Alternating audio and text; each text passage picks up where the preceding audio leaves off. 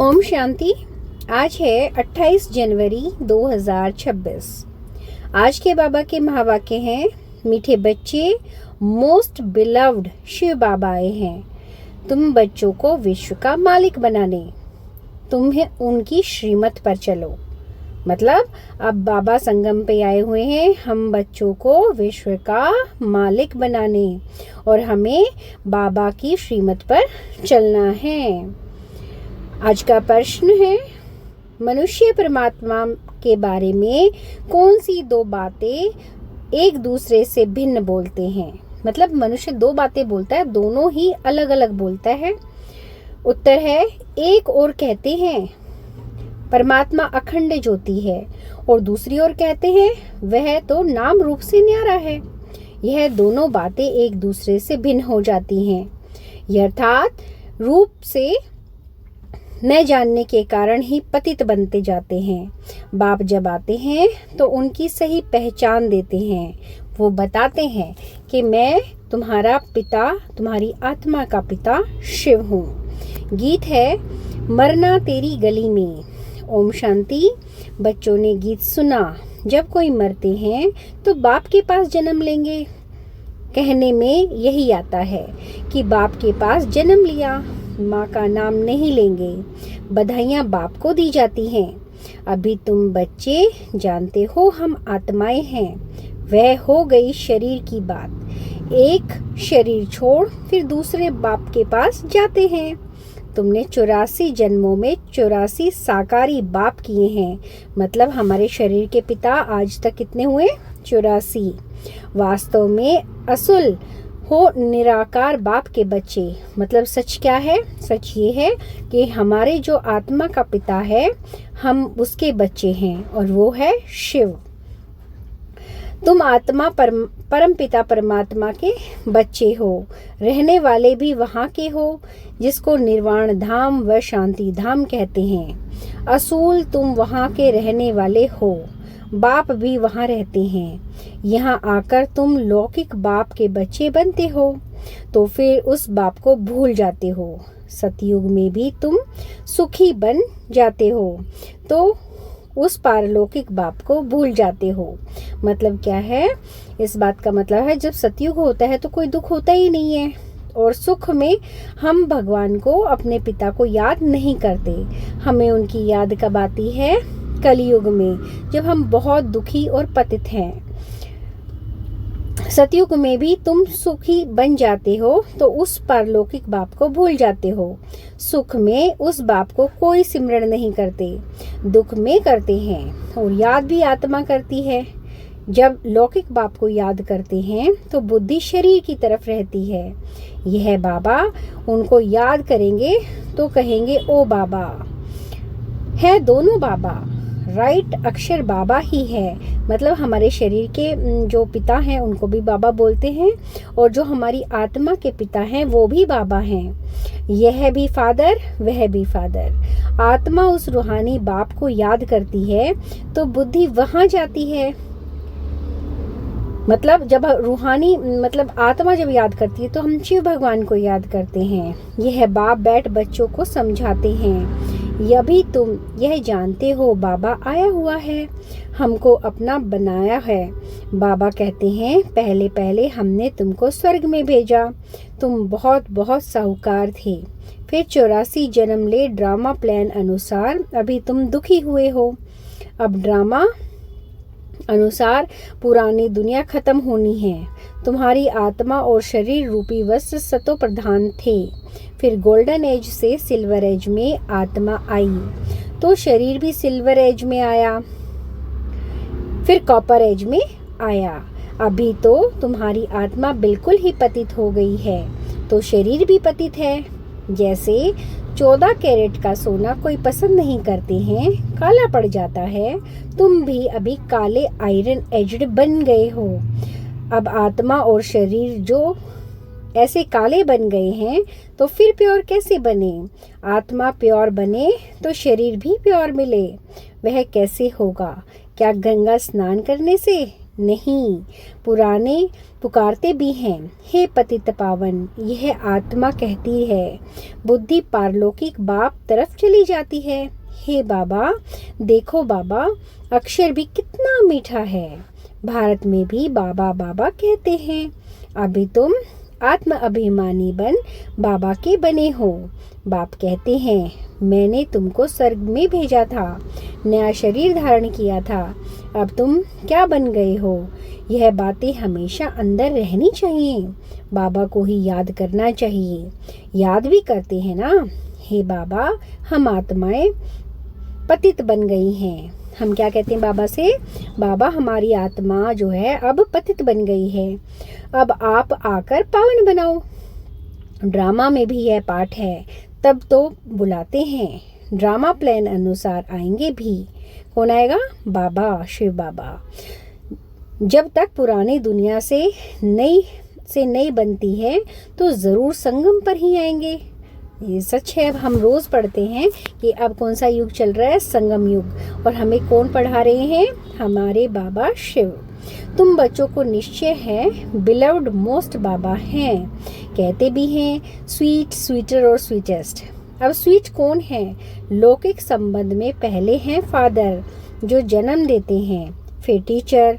वह अच्छा होता है, उसे पढ़कर मर्तबा पाते हो। Knowledge is source of income, मतलब जो नॉलेज है वो सोर्स ऑफ इनकम है कहा जाता है। ज्ञान है नॉलेज, योग है याद। योग क्या है? याद। तो बेहद का बाप जिसने तुम्हें स्वर्ग का मालिक बनाया है, तुम उनको भूल गए हो। शिव बाबा कैसे आया किसको पता नहीं। चित्रों में भी क्लियर दिखाया है। ब्रह्मा द्वारा स्थापना शिव बाबा कराते हैं। श्री कृष्ण कैसे रोज राजयोग सिखाएगा? राजयोग सिखाते ही हैं सतयुग के लिए। तो जरूर संगम पर बाप ने ही सिखाया होगा। सतयुग की स्थापना करने वाला है बाबा शिव बाबा, इस द्वारा कराते हैं। करण करावनहार है ना, वो लोग त्रिमूर्ति ब्रह्मा कह देते हैं। ऊंचते ऊंच शिव है ना, यह साकार है, वह निराकार है। सृष्टि भी यहाँ ही है। इस सृष्टि का चक्र ही चक्र है जो फिरता रहता है, रिपीट होता रहता है। सूक्ष्म वतन की सृष्टि का चक्र नहीं गाया जाता है। वर्ल्ड की हिस्ट्री, ज्योग्राफी मनुष्य की रिपीट होती है। सूक्ष्म वतन में कोई चक्कर आदि नहीं होता। गाते भी हैं वर्ल्ड की हिस्ट्री, ज्योग्राफी रिपीट, वह यहाँ की बात है। सतयुग त्रेता, बीच में जरूर संगम चाहिए। मतलब बीच में क्या है? सतयुग और त्रेता। अब संगम युग चाहिए, नहीं तो कलयुग को सतयुग कौन बनाए? नरकवासियों को स्वर्गवासी बनाने वाला संगम पर आते हैं। यह तो highest authority, God fatherly government है, साथ में धर्मराज भी है। आत्मा कहती है, मुझ निर्गुण हारे में कोई गुण नहीं। कोई भी देवता के मंदिर में जाएंगे तो उनके आगे ऐसे कहेंगे, कहना चाहिए बाप को। मतलब हम मंदिरों में जाके उनको बोलते हैं, देवताओं को पुकारते हैं, कोई भी बात होती है, लेकिन हमें किसे कहना चाहिए? बाप को, शिव भगवान को। उनको छोड़ ब्रदर्स देवताओं को आकर लगे हैं। मतलब हम किसके पास आते हैं? अपने भाइयों के पास ही आते हैं, क्योंकि देवी देवता एक तरीके से क्या है? सतयुग में हम ही तो हैं वो। यह देवताएं ब्रदर्स ठहरे ना। ब्रदर्स से तो कुछ भी मिलता नहीं है। भाइयों की पूजा करते करते नीचे गिरते जाते हैं। मतलब हम मंदिरों में जो जाते हैं अपने भाइयों की पूजा करते हैं। अब तुम बच्चे जानते हो बाबा आया हुआ है, मतलब हमारे शिव बाबा आए हुए हैं। उनसे हमको वर्षा मिलता है। बाप को ही नहीं जानते, सर्वव्यापी कह देते हैं। कोई फिर कहते अखंड ज्योति तत्व है, कोई कहते वह नाम रूप से न्यारा है। जब अखंड ज्योति स्वरूप है तो फिर नाम रूप से न्यारा कैसे कहते हो? बाप को न जानने के कारण ही पतित बन पड़ते हो। तमो प्रधान भी बनना ही है ना। फिर जब बाप आते हैं तब आकर सभी को सतो प्रधान बनाते हैं। आत्माएं निरंकारी दुनिया में सब बाप के साथ रहती हैं। फिर यहाँ सतो रजो तमो में आकर पाठ बजाती हैं। आत्मा ही बाप को याद करती हैं। बाप आते भी हैं, कहते भी हैं, ब्रह्मा तन का आधार लेता हूँ। यह है भाग्यशाली रथ, बिगर आत्मा रथ थोड़े ही होता है। अभी तुम बच्चों को समझाया है, यह है ज्ञान की वर्षा, नॉलेज है। इससे क्या होता है, पतित दुनिया से पावन दुनिया बनती है। गंगा यमुना तो सतयुग में भी होते हैं। कहते हैं श्री कृष्ण यमुना के कंठे पर खेल पात करते हैं। ऐसी कोई बात नहीं है, वह तो सतयुग का प्रिंस है। बहुत अच्छी रीति उनको संभाला जाता है, क्योंकि फूल है ना, फूल कितने सुंदर अच्छे होते हैं। फूल से सब आकर खुशबू लेते हैं। कांटों की थोड़े ही खुशबू लेंगे। अभी तो यह है कांटों की दुनिया। कांटों के जंगल को बाप आकर गार्डन ऑफ फ्लावर बनाते हैं, इसलिए उनका नाम बबूलनाथ भी रखा दिया गया है। कांटों को बैठ फूल बनाते हैं, इसलिए महिमा गाते हैं कांटों को फूल बनाने वाले बाबा। अब तुम बच्चों का बाप के साथ कितना लव होना चाहिए। वो लौकिक बाप तो तुमको गटर में डालते हैं। यह बाप 21 जन्म के लिए तुमको गटर से निकाल पावन बनाते हैं। वह तुमको पतित बनाते हैं। तब वो तो लौकिक बाप होते भी पारलौकिक बाप को आत्मा याद करती है। मतलब तब तो हमारी लौकिक बाप भी जो हैं, जो हमारे शरीर के पिता हैं, वो हमारे ही शिव बाबा को याद करते हैं, क्योंकि वो तो सबके ही पिता है ना। अभी तुम बच्चे जानते हो, आधा कल्प बाप को याद किया है। बाप आते ही भी जरूर हैं। शिव जयंती मनाते हैं ना। तुम जानते हो हम बेहद के बाप के बने हैं। अभी हमारा संबंध उनसे भी है तो लौकिक बाप से भी है। मतलब हमारे शरीर के पिता से भी हमारा संबंध है और हमारी आत्मा के पिता से भी हमारा आत्मा का संबंध है। पारलौकिक बाप को याद करने से तुम पावन बनोगे। आत्मा जानती है वह हमारा लौकिक और यह पारलौकिक बाप है। भक्ति मार्ग में भी यह आत्मा जानती है। तब तो कहते हैं हे भगवान, हे गॉड फादर। अविनाशी फादर को याद करते हैं। वह बाप आकर हेवन स्थापना करते हैं। यह किसको पता नहीं है। शास्त्रों में तो युगों की आयु भी बहुत लंबी चौड़ी लिख दी है। यह किसके ख्याल में नहीं आता कि बाप आते ही हैं पतितों को पावन बनाने, तो जरूर संगम पर आएंगे। कल्प की आयु लाखों वर्ष लिख मनुष्य को बिल्कुल घोर अंधियारे में डाल दिया है। धक्के खाते रहते हैं बाप को पाने के लिए। कहते हैं जो बहुत भक्ति करते हैं तो भगवान मिलता है। सबसे जास्ती भक्ति करने वाले को जरूर पहले मिलना चाहिए। बाप ने हिसाब भी बताया है। सबसे पहले भक्ति तुम करते हो, तो तुमको ही पहले पहले भगवान द्वारा ज्ञान मिलना चाहिए, जो फिर तुम भी नई दुनिया में राज्य करो। बेहद का बाप तुम बच्चों को ज्ञान दे रहे हैं, इससे तकलीफ की कोई बात नहीं है। बाप कहते हैं तुमने आधा कल्प याद किया है। सुख में तो कोई याद करते ही नहीं। अंत में जब दुखी हो जाते हो तब आकर सुखी बनाते हैं। मतलब तुम बच्चे जब सुखी होते हो तो मुझे याद ही नहीं करते, तुम भी दुख में याद करते हो और तब आकर मैं तुम्हें सुखी बनाता हूँ, मतलब सतयुग में ले जाता हूँ।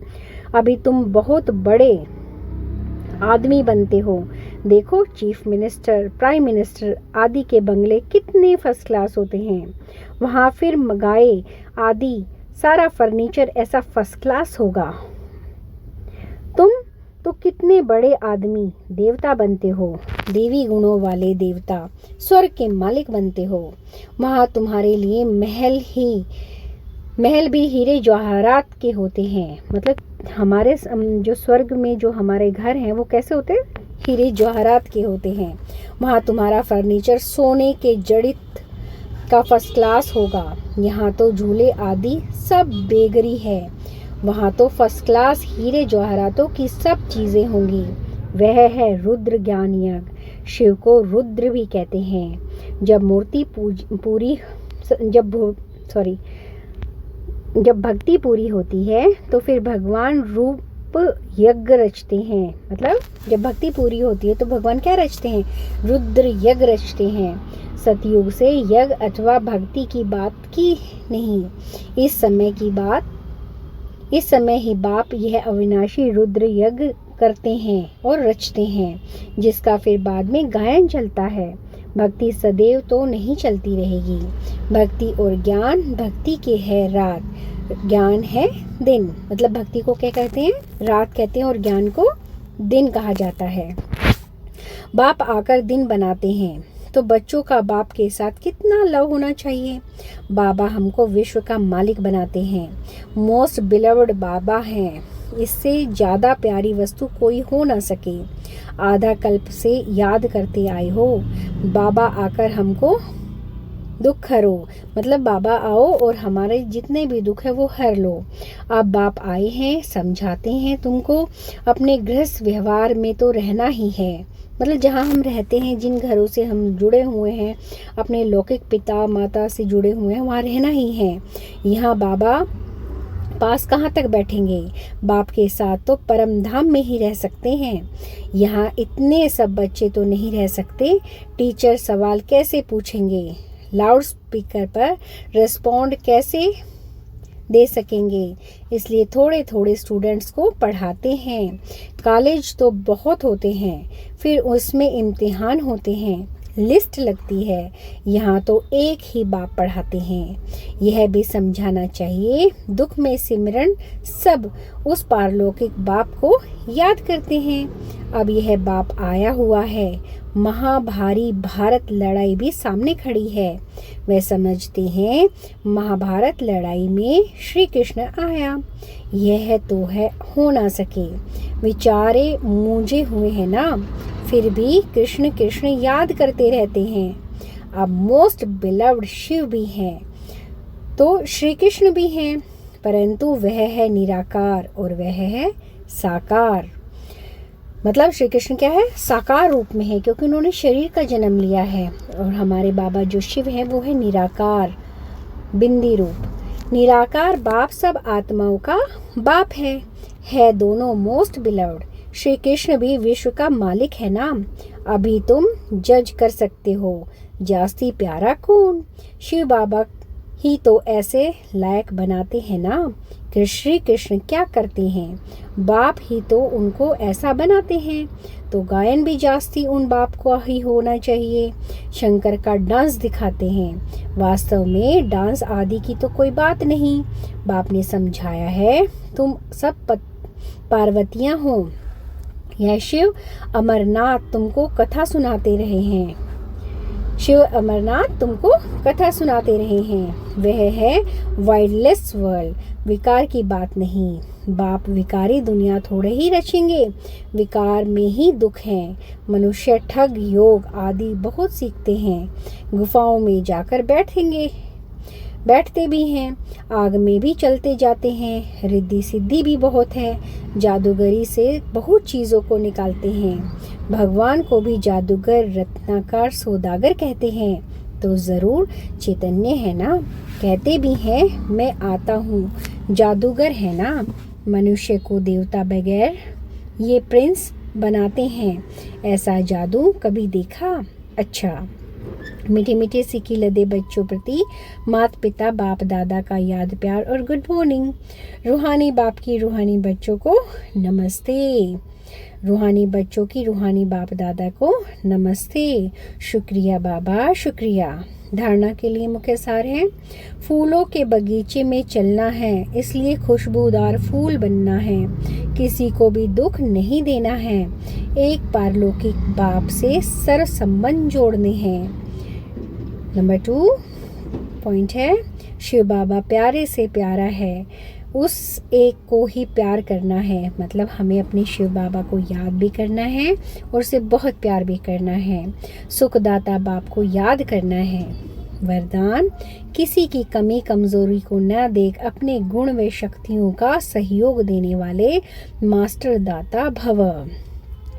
मास्टर दाता वह है जो सदा इसी रूहानी भावना में रहते हैं कि सर रूहें हमारे समान वर्षे के अधिकारी बन जाएं। किसी की भी कमी कमजोरी को ना देखें, वे अपने धारणा किए हुए गुणों का, शक्तियों का सहयोग देते हैं। यह ऐसा है ही, इस भावना के बजाय मैं इसको ही बाप समान बनाऊं, यह शुभ भावना हो। साथ साथ यही श्रेष्ठ कामना हो कि यह सर आत्माएं कंगाल, दुखी, अशांत से सदा शांत, सुख स्वरूप माला माल बन जाए। तब कहेंगे मास्टर दाता। स्लोगन: मनसा वाचा कर्मणा, सेवा करने वाले ही निरंतर सेवाधारी भव। मतलब जो मन से, कर्म से और वचन से, बोल से सेवा करते हैं, लगातार सेवा करते हैं, उन्हें उनके हर श्वास में सेवा समाई हुई है। मतलब बाबा की वो हर तरीके से सेवा करते हैं, मन से भी, बातों से भी और कर्म से भी। अव्यक्त इशारे: इस अव्यक्ति मास में बंधन मुक्त रह जीवन मुक्त स्थिति का अनुभव करो। पहले अपनी देह से, देह के संबंध से और पुराने दुनिया की स्मृति से मुक्त बनो। जब इस मुक्ति की अवस्था का अनुभव करेंगे, तब मुक्त होने के बाद जीवन मुक्त का अनुभव स्वतः होगा। तो चेक करो, जीवन में रहते हुए देह और देह के संबंध और पुरानी दुनिया की आकर्षण से कहाँ तक मुक्त बने हैं। ओम शांति।